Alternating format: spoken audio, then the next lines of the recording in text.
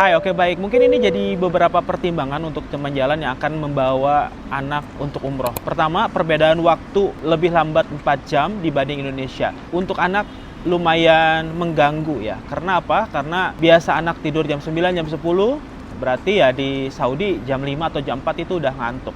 Kedua, mungkin perbedaan suhu. Di Indonesia sama di Saudi itu suhunya lumayan ekstrim, dinginnya dingin kering, panasnya juga bikin lemes gitu ya. Walaupun nggak keringetan, tentunya ini juga harus di briefing ke anak untuk siap dengan kondisi suhu atau cuaca yang berbeda antara Indonesia dan Saudi.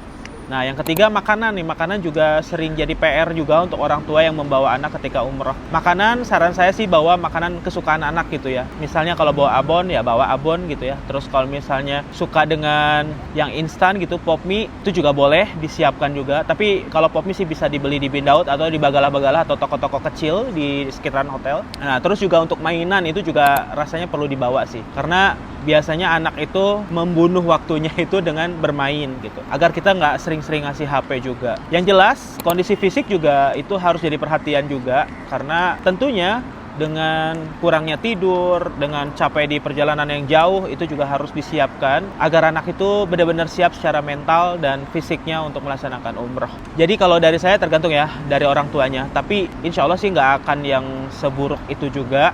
Berhadapan dengan anak ketika umroh, yang jelas harus di-prepare jauh-jauh hari supaya memang si anaknya juga siap untuk melaksanakan umroh. Sepengalaman saya juga banyak orang tua yang bawa anak itu ya fine-fine aja sih, walaupun harus sabar ketika memang anaknya rewel atau mungkin anaknya ngantuk atau mungkin anaknya juga sakit ketika umroh. Artinya sakit itu demam gitu misalnya, artinya orang tuanya harus menjaga dan harus bersabar karena tidak bisa ke Masjidil Haram atau Masjid Nabawi. Semoga membantu.